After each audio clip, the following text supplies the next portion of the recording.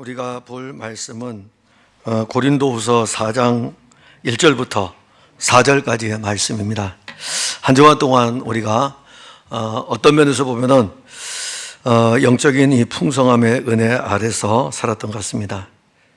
오늘 찬양을 인도한 친구를 보면은 지금 이제 유아실에 가 있지만은 신학을 해야 될 것 같아요. 너무너무 잘 표현했어요. 너무너무 잘 표현했어요. 예수님이 왜 우셨는가? 예수님이 왜 우셨는가? 분명히 예수님은 나사로 살리러 가셨거든요. 오히려 기뻐하고 즐거워야 되는데 왜 그 나사로의 죽음 앞에 울고 있는 자들과 함께 오는가? 그게 교회입니다. 그게 교회예요. 교회 공동체는 한 몸입니다. 한 몸이에요. 연약할 때 함께 아파할 수 있고 그렇게 다름질하는 것입니다. 오늘 우리가 본문에 보게 되면 이 교회 공동체는 참 신비한 것입니다. 근데 이 신비한 교회 공동체를 세워가는 분도 주의 영이 세워가는 거예요. 그런데 이 신비한 교회 공동체를 허무는 것도 악한 영이 허뭅니다. 이거는 영적인 싸움의 문제입니다. 바울이 지금 고린도 교회에 두 번째 편지를 보내면서 우리가 앞에서 언급했던 것은 율법에 대한 이 문제입니다. 사실 우리가 이 부분은 어떤 면에서 보게 되면은 하나님의 말씀을, 구약의 이 말씀을 가지고 유대주의적 율법주의자들이 이 말씀을 가지고 교회 안에 들어올 때에 교회가 무슨 문제가 있겠느냐? 그들이 하나님의 말씀을 가지고 들어와서 하나님의 말씀을 우리가 지킴으로 인해 가지고 의에 이르는 이것을 전하는데 어떤 어려움이 있겠느냐? 근데 이건 대단히 중요한 문제입니다. 이미 사도행전 15장 이후에 보게 되면 15장에서 보게 되면은 바울이 첫 번째로 이 전도 여행을 떠났을 적에 바울이 전도를 통해 가지고 교회들을 세웠습니다. 그래서 그들 중에는 이방인들 중에 그리스도에게로 돌아온 사람들이 있습니다. 근데 이 이방인들 중에 그리스도에게로 돌아온 사람들은 유대인들이 받았던 할례에 대해서 전혀 잘 몰라요. 할례를 모르고, 그 다음에 또 하나는 유대인들이 그동안 의식법을 지켰던 것들에 대해서 잘 모릅니다. 근데 유대인들은 태어나면서부터 유대인이기 때문에 그들은 태어나면서부터 그들의 종교 아래서 그 영향을 받았습니다. 근데 이제 복음이 전해졌어요. 이방인들이 예수를 믿고 구원을 받았다고 생각을 했는데 교회들 안에 침투한 유대주의자들이 예수를 믿음으로 말미암아 구원 얻는 것에서 더 나아가서, 그것도 맞지만은 그래도 이제 이 율법을 그 할례라든가 이런 문제들, 부정한 음식을 먹는 이런 문제에 대한 것들을 제기를 하는 거예요. 너희들도 우리와 같이 이렇게 행해야만이 구원을 얻을 수 있다. 그러니까 이방인들이 생각할 때는 예수 그리스도께서 십자가에 달려 죽으심으로 말미암아 우리의 죄를 다 용서해 주셨는데 우리가 그러면 예수를 믿음으로 말미암아 구원 얻는 게 아니고 유대주의자들이 이야기하는 것처럼 우리가 할례도 받아야 되고 그리고 할례를 받을 뿐만이 아니라 의식법들도 다 지켜야 된다는 것인가? 라는 것이 그들에게 자리를 잡는 것입니다. 자, 그러면 이 부분이 이제 교회 안에 들어오게 되면은 교회 공동체를 어지럽힐 수 있는 요소가 됩니다. 왜냐하면 이방인들의 입장에서는 이 구약의 말씀을 깊이 있게 모르거든요. 자, 여러분 교회에 처음 나온 사람한테 모세의 이야기를 하면 어떨까요? 난 모세 전혀 모르는데요? 근데 교회를 좀 다녀본 사람은 모세에 대해서 알잖아요. 모세 이야기하면은 모세에다가 조금만 더 갖다 붙이면은 처음 온 사람이 볼 때는 와, 저 사람 진짜 성경을 많이 아는구나 이렇게 인식할 수 있거든요. 자, 그런 사람들이 교회 안에 있을 때에는 누가 주도권을 잡을까요? 이방인들은 예수를 믿어 구원을 얻는다는 것을 알고 있는데 거기에다가 유대주의자들이 들어와 가지고 예수 믿고 구원받는 것일 뿐만이 아니라 여기서 더 나아가야 된다. 예수만 믿어서 구원받는 게 아니고 할례도 받아야 되고 의식법도 따라야 된다. 그래야만이 구원을 받는다. 그렇게 이야기하면서 구약의 말씀을 이야기하면 교회를 이끌어가는 주도 세력이 누가 될까요? 이방인일까요? 아니죠. 유대주의적 율법주의자들이 교회를 이끌어갈 수 있는 주도 세력이 될 수 있거든요. 이방인들은 우리가 아브라함도 모르고 이삭도 모르고 야곱도 모르고 모세도 모르는데 그러다 보니까 끌려가는 거예요. 자, 그러면 이제 교회는 예수를 믿음으로 말미암아 세워진 교회가 이제 흔들릴 수밖에 없는 요인이 됩니다. 그래서 고린도 교회에 두 번째 편지를 보내면서 사실 이 두 번째 편지에서는 그 부분의 문제, 3장에서는 그 부분의 문제를 다룹니다. 근데 이것을 이 문제를 고린도 교회를 허물어뜨리기 위한 유대주의적 율법주의자들이 들어왔을 때 누구를 건들면 될까요? 그 교회에 담임하고 있지 않는 바울을 건들면 돼요. 바울이 고린도에서 복음을 전했으니까는 이 바울이 전한 이 복음의 내용에다가 유대주의적 율법주의를 더 첨가를 시켜가지고 그래서 공격을 하게 되면 더군다나 바울의 사도권에 대한 문제를 가지고 도전을 하게 되면은 바울의 사도권이 허물어지는 순간 바울이 전한 복음은 무용지물이 되게 됩니다. 그래서 바울의 사도권에 대한 문제를 제기를 했던 거예요. 바울은 고린도후서 3장에서 이제 기록할 때에 율법에 대한 문제하고 즉 영에 대한 문제와 육에 대한 문제를 분명하게 알려주면서 추천서에 대한 문제, 예루살렘 교회에서 추천받아온 이 문제에 대해서 언급을 했을 적에 너희들이 우리의 편지라 이겁니다. 우리가 전한 예수 그리스도의 복음이 너희에게 있고 그리고 너희들이 이 예수 그리스도의 복음을 가지고 있기 때문에 이것이 바로 우리의 추천서가 아니겠느냐라는 말씀을 하는 것입니다. 그리고 이제 4장에 와서 이제 3장에서 우리가 지난주에 보았던 중요한 내용은 수건에 대한 문제였죠. 수건에 대한 문제였고 이 문제를 여러분들에게 풀어줄 때에 사실 하나님의 말씀을 여러분들이 볼 때에 구약의 법에 아래 매여서 성경을 보는 사람들이 많이 있습니다. 성경을 읽는 건 참 좋은데 성경을 읽을 때에 왜 성경 선생님이 필요하냐면은 구약의 법에 머물러 있지 않게 하기 위해 가지고 성경을 풀어주는 선생님이 주변에 있어야 되는 거예요. 자, 그래서 이 구약의 말씀에 머물러 있는 그들에게 고린도 교회의 성도들에게 편지를 쓰면서 이 모세가 하나님께 올라가서 하나님과 대면하여 만날 때에 그 하나님과 대면한 그 영광의 광채가 그 얘기 있잖아요. 이 영광의 광채를 가지고 모세는 몰라요. 하나님과 대면했는데 영광의 광채가 그대로 가지고 자기 백성들에게 왔는데 자기 백성들이 보니까는 모세의 얼굴에 광채가 빛나는 거예요.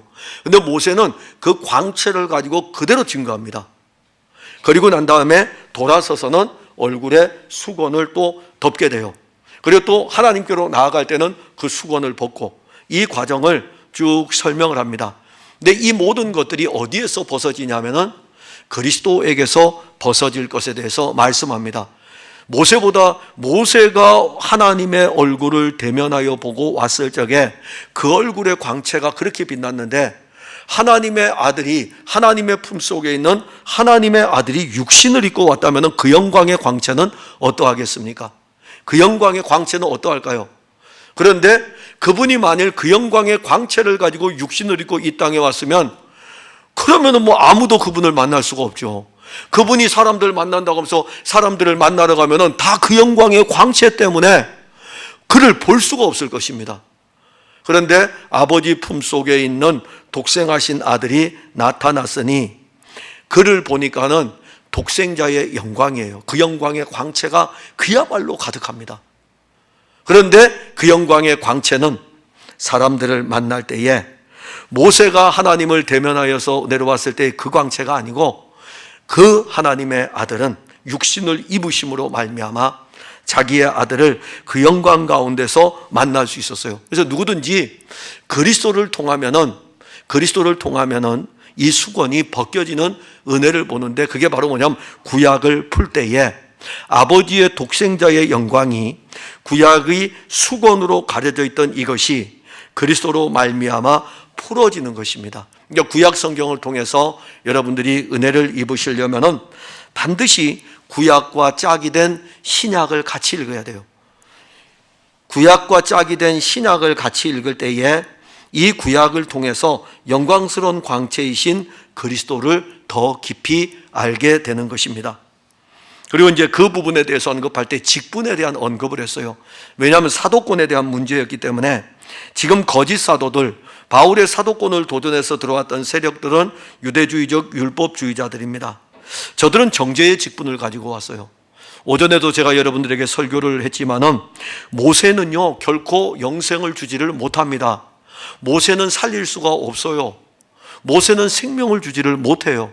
그게 모세의 한계예요. 모세의 한계라는 것은 율법의 한계입니다.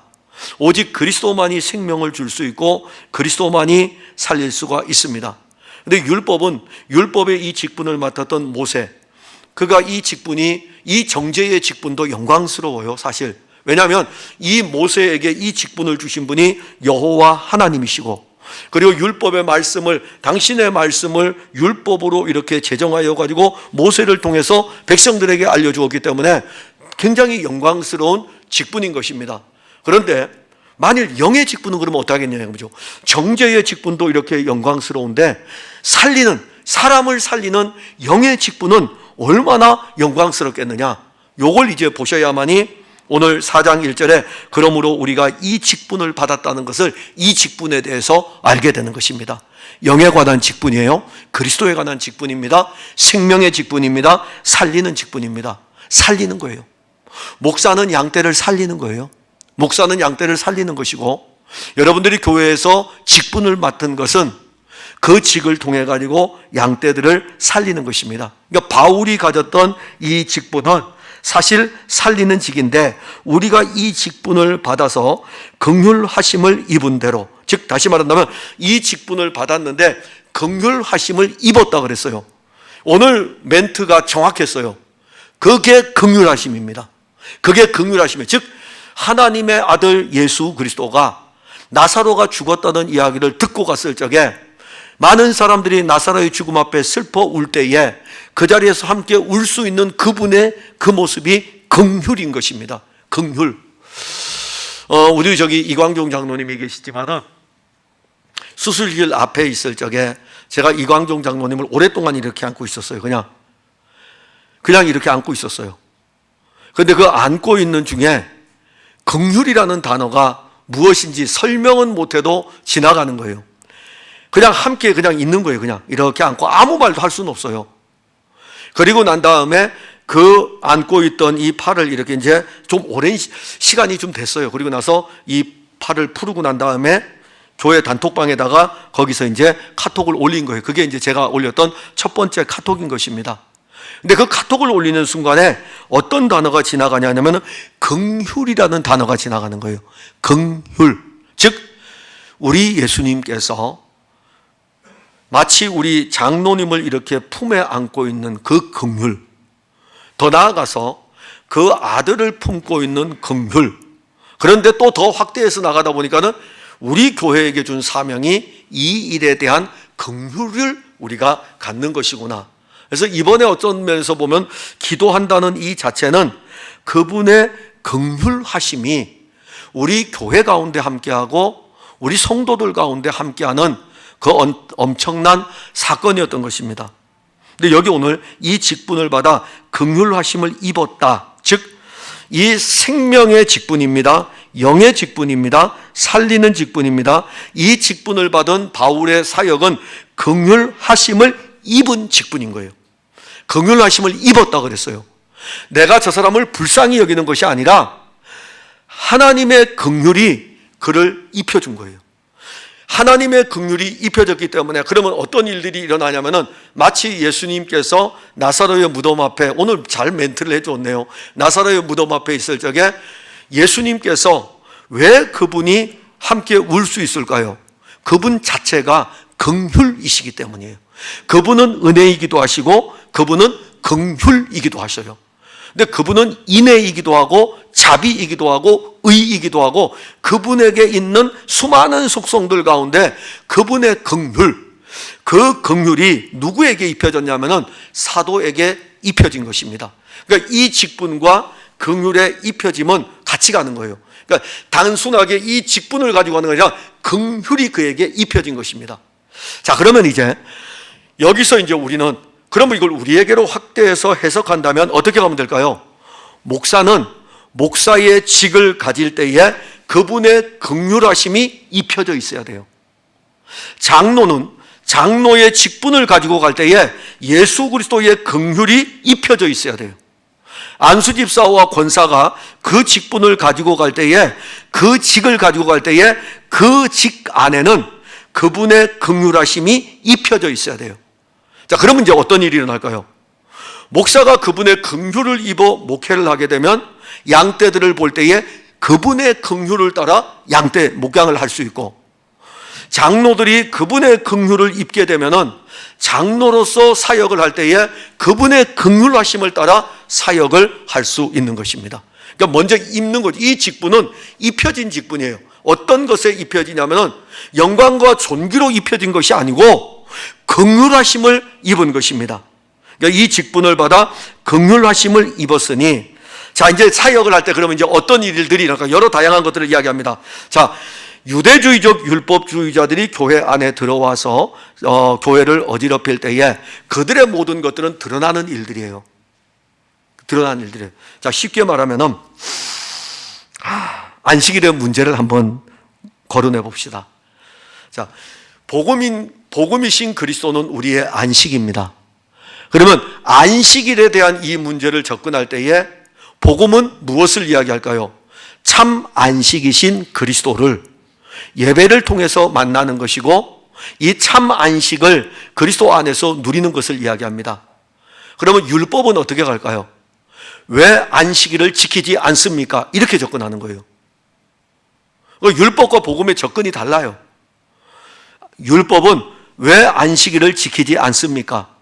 그러니 율법은 그 안식일을 지켜야 된다는 의무감 때문에 안식일에 안식을 얻지를 못하는 것입니다. 지켜야 되는 의무감 때문에. 그런데 예수님이 하나님의 아들이 오셔가지고 인자는 안식일의 주인이니라. 그러면서 그 그림자를 이야기하는 것이 아니라 실제를 알려주는 거예요. 자, 그럼 이제 이 실제가 이제 했을 때에 여러분들에게 사실 목회자의 이거는 사도 바울이 지금 고린도 교회에 쓰는 편지이기 때문에 목회적 관점이 굉장히 도움이 됩니다. 목회적 관점에서 율법으로 여러분들에게 접근을 해가지고 전하게 되면은 또 달라요. 율법으로 여러분들에게 접근을 하게 되면 막 드러나는 일들이잖아요. 그러니까는 막 처음에 받을 때는 우리가 신앙생활 이렇게 해야 되고 이런 것들을 이렇게 하면 안 되고 딱딱 주어지는 거잖아요. 그러면 이런 것들은 우리에게 금방 표시가 난다고요. 근데 복음은 뭡니까? 복음은 여러분들 안에서 그리스도가 어떻게 이루어 가시는지를 알려주는 거예요. 알려주는 것입니다. 그럼 여러분들이 복음을 들을 때에 알려주어도 제가 일하는 게 아니에요. 복음이신 그리스도가 말씀으로 여러분들 안에서 그분이 일하시는 거예요. 그러니 이게 얼마나 더디겠습니까? 보이지 아니하고. 그러나 이 말씀은 살아있고 생명력이 있어 좌우의 날선 어떤 것보다도 예리하여 우리의 혼과 영과 관절과 골수를 찔러 쪼개기까지 할 정도로 살리는 것이거든요. 이게 복음이에요. 자, 바울은 지금 영의 직분을 받아가지고 이 긍휼하심을 입어서 사람 살리는, 영을 살리는 일들을 하고 있는데, 그에 반해가지고 유대주의적 율법주의자들은 드러나는 일들을 통해서 일을 합니다. 그럼 누구를 따라가는 사람들이 많다고요? 거짓 사도들을 따라가는 사람들, 그들이 생기게 되죠. 그럼 바울은 어떨까요? 내가 10년 동안 사역을 하고, 고린도 교회는 사실 1년 6개월 사역했어요. 1년 6개월 사역을 했는데 저들이 이 복음에서 떠나 지금 들어온 사람들은 교회를 어지럽히는데 얼마 걸리지도 않을 정도로 1년 6개월 동안 눈물로 기도하고 사역했는데, 그래서 그들이 그리스도 안에 있는 줄 알고 이제 2차 전도를 마치고 다시 왔다가 3차 전도하고 막 3차 전도, 에베소에서 3차 전도가 갔는데 고린도 교회 편지를 보내는 거예요. 내가 1년 6개월 동안 사역하면서 너희들을 이렇게 양육했는데 어디에서 저 예루살렘 유대 땅에서 유대주의적 율법주의자들이 사도의 추천서를 가지고 왔다고 하면서 그걸 가지고 교회를 어지럽히고 있는데 거기를 따라가고 있는 모습을 볼 때에 바울의 입장에서는 어떠하겠습니까? 낙심될 수밖에 없죠. 아니, 제가 여러분들에게 복음을 그렇게 전하면서 설교를 할 때마다 여러분 성경을 따라서 말씀을 잘 보셔야 됩니다, 이렇게 해도 설교할 때는 그냥 이렇게 듣고 있는 거예요. 성경을 따라 일 같이 갑시다, 이렇게 해도 관심이 없는 거예요. 그러다가 갑자기 이제 어떻게 하다가 본인의 영적인 상태하고 이게 잘 안 되다가 이상한 이단의 이야기를 들었을 적에, 물론 우리 교회는 없지만은 이 신천지에 빠지는 사람들 보면 그런 사람들이 덜어 나오더라고요. 한순간에 넘어간다고요. 그 표현이에요. 낙심하지 않는다. 얼마나 낙심되겠습니까? 그렇게 복음에 대해서 알려주었는데 한순간에 넘어질 수 있는 것이 바로 영적인 문제예요. 그래서 바울은 직분을 받아 긍휼하심을 입은 대로 낙심하지 않는다는 것은 너희들의 모습이 그러할지라도 너희들은 그리스도의 편지이기 때문에, 너희들 안에 생명이기 때문에 낙심하지 않는다는 것입니다. 앞에서 바울은 고린도교회 편지 쓸 때 그랬거든요. 너희는 우리의 편지라. 너희는 우리의 편지라. 이 편지는 우리가 너희들에게 그리스도를 써서 보냈는데 너희들 안에 그리스도가 있고, 그래서 너희들 안에 그리스도가 있기 때문에 너희들에게 이 그리스도의 편지, 그리스도의 생명의 향기가 있기 때문에 지금 유대주의적 율법주의자들이 들어와서 내 사도권에 대한 문제도 지금 제기하고 이런 일들이 일어났을지라도 낙심하지 않는다. 낙심하지 않는다. 왜 그러냐면 우리가 너희들에게 전하였던 이 복음이 반드시 열매를 맺기 때문에 그러한 것입니다. 사실 여러분들이 이 복음을 받을 때에 영적으로 낙심할 필요 없어요. 여러분들 안에 예수 그리스도의 생명이 있기 때문에 이 생명은 여러분들 안에서 반드시 열매를 맺는 것입니다. 혹시 여러분들이 하나님의 말씀을 듣는 데에 우둔하고 그 말씀이 들리지 아니할지라도 낙심하지 마셔요. 주 예수를 믿는 그 사람 안에는 이 생명이 있습니다.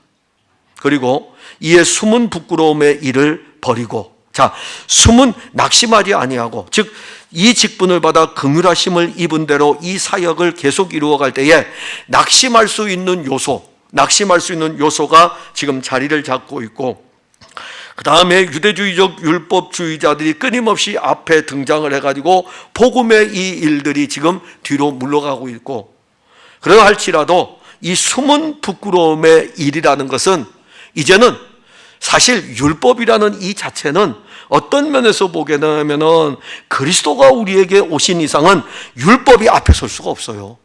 그리스도가 앞에 서는 거예요. 그런데 자꾸 이것을 율법을 앞에 세우니까는 그리스도가 뒤로 처지게 되는 것입니다. 근데 이 바울에게 있어서는 이게 거꾸로예요. 바울에게는 그리스도가 앞에 있는 거예요. 그리스도가 앞에 있기 때문에 이 율법을 추종하는 세력들의 그거에 대해서는 우리도 그들과 같이 우리가 사도로서, 즉 내가 바울하고, 사실 바울의 입장에서 이 편지를 쓸 때에 저 같았으면 아마 그랬을 것 같아요. 어떻게 하냐면은, 여러분들 그렇게 오해하시면 안 됩니다. 제가 갈라디아 교회 편지를 쓸 때 그렇게 쓰잖아요. 바울이 베드로가 유대인으로서 이방인과 같이 음식을 먹다가 바울이 올 때에 안 먹는 것처럼 하면서 외식하는 모습을 보였을 때에 바울이 베드로를 향해서 막 뭐라 그랬죠? 사도가 돼가지고 말이야, 이렇게 외식하면은 일반 성도들은 어떻게 하라고? 당신 외식합니까? 라고 이렇게 했다고요. 그럴 때 만약에 이 편지를 쓸 때 나는 그런 사람이에요. 내가 예루살렘에서 여러분 누가 추천서를 가져왔다고 이야기합니까? 내가 베드로도 야단친 사람인데 라고 하면서 그렇게 자기를 드러낼 수 있을 거예요. 그러나 바울은 언제나 그리스도가 드러나는 거예요. 오히려 율법을 통해서 자기가 드러나는 것은 부끄러운 일뿐입니다. 부끄러울 뿐이에요. 그러니까 우리가 신앙생활 하면서 자꾸 자기가 드러나고 정죄의 직분이 드러나는 것은 부끄러운 일입니다. 이 부끄러운 게 드러나면 안 돼요. 부끄러운 것은 버려져야 되고, 정말 우리가 드러내야 될 것은 예수 그리스도, 영의 직분인 이 예수 그리스도의 이 직분이 드러나야 되는 것입니다. 그 다음에 또 하나는 속임으로 행하지 아니하며, 자, 이 속이는 거죠. 자, 바울이나 베드로나 예루살렘 교회나 바울이나 에베소 교회에서 사역하고 있는 바울이나 이미 벌써 사도행전 15장을 통해 가지고 한 몸의 교회인 것을 알려주었어요. 그런데 왜 유대주의적 율법주의자들이 바울이 세워놓은 이런 교회들마다 가가지고 교회를 어지럽힐까요? 속이는 거예요. 속이는 걸로. 유대주의라고 하는 이 구약의 이 율법을 가지고 복음과 대치하게 하든지, 아니면은 이 복음도 필요하고 율법도 필요한 두 가지를 같이 제시해가지고 계속 교인들을 현혹하는 것입니다. 그런데 우리는 지금 바울의 편지의 내용은 이거예요. 우리는 그렇게 하지 않는다 이겁니다. 이 말은 우리는 오직 예수, 우린 그리스도의 복음 외에는 다른 것은 우리는 전하지 않기로 했다는 것을 분명하게 알려주는 것입니다. 그리고 하나님의 말씀을 혼잡하게 하지 아니하고, 참 이게 오늘날 우리가 보아야 될 내용입니다. 많은 교회들이 복음과 율법을 혼돈하고 있어요. 교회 강단이 복음과 율법에 대해서 혼돈한다는 것은 양떼들이 복음과 율법에 대해서 혼돈하는 것입니다. 복음이신 그리스도가 이루어 가십니다. 자, 그래서 오늘날 우리가 보게 되면은 갈라디아서 2장 20절의 말씀은 여러분들에게 너무 중요한 겁니다. 복음이 우리 안에 있어 생명이 되고 이 복음이 우리 안에서 사시는 것입니다. 우리가 이제는 그리스도 예수 안에서 사는 거예요. 우리가 예수 그리스도와 함께 십자가에 못 박혀서 우리는 죽고 우리 안에 그리스도 예수가 사는 것입니다. 이게 복음이에요. 그러니까 복음은 우리에게 찾아오셨을 뿐만이 아니라 복음이신 그리스도는 우리에게 오셨을 뿐만이 아니라 우리에게 생명이 되시고 우리 안에서 사시는 것이 복음입니다. 그러니까 우리는 그리스도로 말미암아 사는 거예요. 그리스도 안에서 사는 것이고 그리스도 안으로 사는 것이고 그게 복음이에요. 그런데 율법은 뭡니까? 복음을 받고 난 다음에 이 복음과 상관없이 또 율법을 가지고 교회 생활하는 사람들이 있습니다. 이게 교회 안에 있다니까요. 근데 이것을 만약에 이 두 개를 가지고 있으면은 스스로 하나님의 말씀을 혼잡하게 하는 거예요. 구약과 신약을 우리에게 두었을 적에 구약과 신약이 별개라면은 구약 따로 주고 신약 따로 주면 되잖아요. 그런데 구약과 신약은 하나라 이겁니다. 하나라 이거예요. 하나이기 때문에 이것은 따로가 아니에요. 같은 거예요. 그래서 구약에서 증거할 때에도 이 성경은 내게 대해서 증거하는 예수님 말씀을 따라서 구약에서 그리스도가 하시는 일들을 알려주고 신약에서는 그리스도가 이루신 일들을 알려주어 가지고 모든 성도들이 복음이 그 안에서 일하는 것을 받아야만이 말씀이 혼잡하지를 않습니다.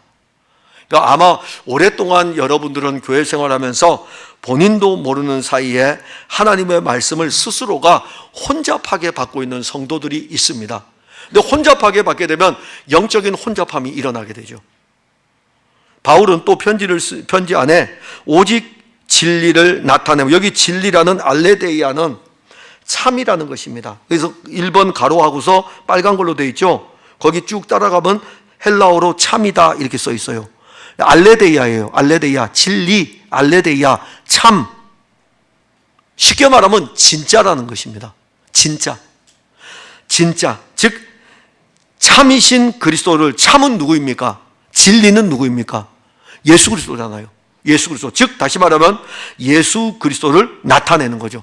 말씀을 통해서 그리스도를 나타내고 말씀을 통해서 그리스도를 먹고 그리스도를 누리는데, 이것에 대해서 각 사람의 양심에 대해서 스스로 추천한다 이렇게 언급하는 것은, 바울은 내가 고린도 교회에서 사역을 하고 이 사역을 할 때에 너희들에게 참이신 그리스도가 나타나도록 이 사역을 했다 이겁니다. 그런데 거짓 사도들이 들어와서 참이신 그리스도를 너희들이 받았는데 이것에 대해서 지금 혼잡하게 하는 일들이 일어나고 있고, 그리고 뿐만 아니라 이 일로 인해 가지고 속이는 일들까지 들어오고, 그래서 이것으로 해서 넘어지는 사람들이 있다 이거죠.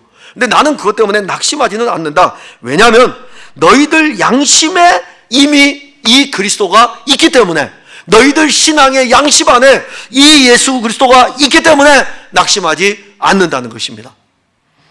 그리고 3절에 보면은 만일 우리의 복음이 가리었으면, 우리의 복음은 무엇이냐면은 이 유대주의적 율법주의자들 복음과 그 다음에 율법이 혼재한 이 두 가지를 가르치는 것과는 다른 오직 예수 그리스도, 우리의 복음은 그겁니다. 만약에 우리의 복음인 예수 그리스도가 가려졌다면 망하는 자들에게 가려진 것이라. 즉 이 복음을 듣지 못하는 자들에게는 이 복음이 가려진 거예요. 오히려 주의 영의 직분은 영에 대해서, 그리스도에 대해서 증거하고 있고, 그리스도에 대해서 증거할 때에 이미 그들의 신앙의 양심 안에는 진리신 그리스도, 참이신 그리스도가 자리를 잡게 되고 그 안에서 자랄 뿐만이 아니라 오히려 이 진리는 그들을 살리는 것입니다. 예수 그리스도는 고린도 교회 성도들을 살리는 것입니다. 그런데 그들 중에 어떤 사람들은 이 거짓 사도의 유혹에 넘어가 가지고 복음에서 떠나는 일들이 일어난다 이거죠. 복음이 아니라 율법으로 돌아가려고 그러고, 할례를 받으려는 대로 돌아가려고 그러고, 그 의식법으로 또 돌아가려고 그러고, 정죄의 직분으로 돌아가려고 하고 있기 때문에 이것은 망하는 자들에게 이 복음이 가려진 것이지 생명을 가진 자들에게는 결코 이 복음은 가려진 것이 아닙니다. 오히려 복음은 우리 안에서 더 강력하게 일하시는 것입니다. 그리고 4절에 그 중에 이 세상의 신이 믿지 아니하는 자들의 마음을 혼미하게 하여. 자, 이것은 이제 단순하게 사도들의, 거짓 사도들의 문제가 아니라 신에 대한 영적인 문제로 접근을 합니다. 이 세상의 신, 이 세상의 신이에요. 이거는 악한 신이죠. 즉 하나님의 거룩한 영, 하나님의 신이 아닌 이 세상의 모든 신들이 믿지 아니하는 자들의 마음을 혼미하게 한다. 역으로 이야기하면 믿는 자들은 세상 신이 거짓 사도들을 붙들고 어떻게 이야기를 할지라도 흔들림이 없는 것입니다. 역으로 이야기하면 여러분들의 믿음이 세상의 그 어떤 세력들이 와서 여러분들을 달콤하게 유혹할지라도 그리스도 예수에 대해서 여러분들이 정확하게 가지고만 있다면 어느 누구도 여러분들을 혼미하게 할 수가 없습니다. 근데 교회 다니는 사람들이 왜 혼미함에 빠질까요? 악한 영 때문이에요. 악한 영이 지금도 일합니다. 여러분, 우리가 예배 드릴 때도 악한 영은 일해요. 우리가 예배 드릴 때도 악한 영은 일하고, 그런데 성령도 일하셔요. 근데 우리는 혼미하지 않잖아요. 우리는 이미 주의 영으로 말미암아 그리스도의 말씀을 들을 때에, 주의 영을 받은 사람들은 그리스도의 말씀을 들을 때에 늘 좋은 거예요. 여러분들이 예를 들어 가지고 예수 그리스도를 찬양할 때에 한번 해보세요. 얼마나 기쁩니까? 예수 그리스도를 찬양할 때에 여러분들 기쁘죠. 그리고 여러분들에게 찬양하지 말라 그래도 찬양하잖아요. 기도하지 말라 그래도 기도하잖아요. 말씀을 듣지 말라 그래도 그리스도의 말씀을 들으면 아멘으로 고백하잖아요. 복음이 여러분들 안에서 일하기 때문에 그러한 것입니다. 근데 세상의 신은 자꾸 우리를 혼미하게 해서 예수 그리스도에 대해서 혼란스럽게 만드는 것입니다. 그러니까 만일 여러분들에게 이 복음이신 그리스도가 자꾸 혼란하다 그러면은 세상의 악한 영이 우리를 지금 넘어뜨리려고 공격하고 있다는 것을 알게 됩니다. 자, 그러면 세상의 신은요, 믿지 아니하는 자들의 마음을 혼미하게 한다. 자, 이 편지가 누구에게 쓰여졌죠? 고린도 교회에 썼습니다. 이거 세상에 쓴 거 아니에요. 세상에 썼으면은 세상의 신이 믿지 아니하는 자들의 마음을 혼미하게 한다는 것을 우리가 이해하지만은 고린도 교회에 쓴 거라고요. 고린도 교회에 편지를 쓸 때에 세상의 신이 믿지 아니하는 자들의 마음을 혼미하게 한다. 즉 교회 공동체 안에도 복음이신 그리스도를 영접하지 아니하면, 그 영광의 영이 함께하지 아니하면 우리를 혼미하게 할 수 있다는 것입니다. 그리고 이 혼미하게 하는 것은 결국 우리를 믿음에서 떠나게 하려는 것인데, 혼미하게 하여 그리스도의 영광의 복음의 광채가 비치지 못하게 한다. 그리스도의 이 복음이 우리에게 쫙 이렇게 비추어져야 돼요. 말씀이 여러분들에게 선포될 때에 이 복음이 여러분들 안으로 쫙 빨려 들어가야 돼요. 복음이 그냥 광선으로 그냥 비춰져야 됩니다. 그런데 이 광선의 이 복음 앞에 구름이 껴있으면, 혼미한 것들이 껴있으면 여기서부터 이제 이 빛은 힘을 잃고 그 사람 안으로 들어가질 못합니다. 그러면 이 구름은 어떤 구름일까요? 세상에 대한 것들이 구름을 만들고, 율법이 구름을 만들고, 내 경험이 구름을 만들고, 내 종교가 구름을 만들고, 복음이 쭉 뚫고 들어가서 우리에게로 와야 되는데 우리를 혼미하게 하는 이 영적인 구름이, 이 복음이 우리에게 오지 못하도록 차단을 하고 있는 것입니다. 즉 그래서 그리스도의 영광의 복음의 광채가 비치지 못하게 한다. 이건 역으로 말씀드리면 그리스도의 이 말씀은, 바울이 고린도 교회 편지를 쓰면서 그리스도의 이 말씀이야말로, 그리스도의 복음이야말로, 영광의 이 생명의 말씀이야말로 너희들에게 비치는 복음의 광채다. 이 말씀이 우리의 생명을 비추는 복음의 광채라는 것을 알려주는 것입니다. 이 빛을 받는 거예요. 사실 이 빛을 우리에게 주기 위해서 하나님의 아들이 육신을 입고 왔습니다. 빛이 세상에 왔으되 그런데 세상 속에 살던 우리는 어두움 가운데 있었는데 빛이 오면은 어두움은 물러가게 돼 있어요. 어두움은 물러가게 돼 있어요. 그리스도가 우리에게 끊임없이 공급되고 그리스도의 빛이 우리에게 비추어지게 되면 여러분들 안에는 그리스도의 빛으로 찬란하게 빛날 것입니다. 그때에 예수님이 하신 말씀이 우리에게 오게 되죠. 너희는 세상의 빛이라. 우리가 무슨 빛입니까? 그런데 그 빛이 우리에게 옴으로 말미암아 너희는 세상의 빛이라. 근데 복음의 광채가 우리에게 미치는 거죠. 근데 세상의 신은 이 복음의 광채가 우리에게 미치지 못하도록 영적인 상태를 혼미하게 만들어 버립니다. 그리스도는 하나님의 형상입니다. 아담은 하나님의 형상대로 지음을 받았습니다. 근데 타락하였어요. 이제는 이 하나님의 형상을 다시 회복해야 되잖아요. 그리스도는 하나님의 형상이니라. 아담의 본성을 가진 누구도 하나님의 형상, 아담의 이 본성의 이 하나님의 형상이 일그러지고 이 하나님의 형상을 잃어버린 이것을 다시 회복시킬 수가 없어요. 왜냐하면 일그러졌기 때문에. 그러면 누가 와야 됩니까? 그리스도는 하나님의 형상이니라. 결국 회복시킬 수 있는 분은 그리스도밖에 없는 것입니다. 하나님의 영광의 형상으로 우리를 회복시킬 수 있는 유일한 분은 그리스도는 하나님의 형상이니라. 그가 우리를 회복시키시는 것입니다. 그래서 바울은 이 직분이 얼마나 중요한가. 그런데 이 직분을 가지고 긍휼하심을 입은 직분이다. 긍휼하심을 입은 직분이기 때문에 오히려 고린도 교회에 편지를 쓰면서 어떤 마음을 가질까요? 긍휼의 마음을 가지고 이 편지를 쓸 수 있는 것입니다. 항상 긍휼이에요.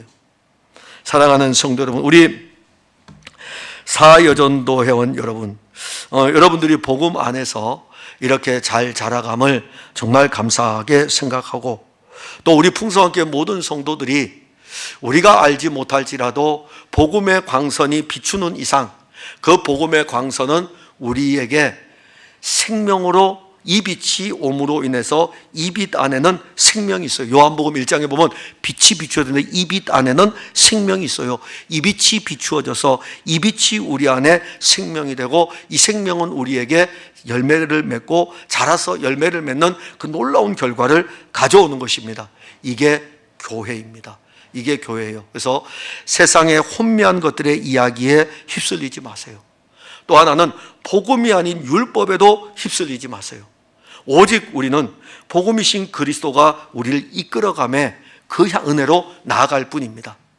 기도하겠습니다. 하나님, 은혜를 감사합니다. 우리 주 예수 그리스도 이 복음, 이 직분, 긍휼하심을 입은 대로 이 직분을 받았기 때문에 낙심하지 않습니다. 교회를 어지럽히는 세력들이 있을지라도 바울은 고린도 교회의 그 상황을 알면서도 더군다나 그의 사도직에 대한 도전을 받고 있는 상황 속에서도 긍휼하심을 입은 이 직분의 은혜를 알기 때문에 낙심하지 아니하고 오히려 복음의 영광의 광채의 그 빛이 고린도 교회에 있음을 또 볼 수 있었던 것입니다. 세상의 악한 신은 교회를 허물기 위해 가지고 말씀을 혼잡하게 하여 성도들로 하여금 혼미하게 합니다. 이 혼미하게 함으로 말미암아 그리스도에게서 멀어질 수 있습니다. 긍휼히 여겨주셔서 우리 풍성한 교회 성도들은 복음의 광채이신 그리스도의 빛을 항상 받으면서 그 안에서 생명이 싹트고 생명이 자라고 생명이 열매 맺는 일들로 풍성하게 하옵소서. 예수님 이름으로 기도하옵나이다. 아멘.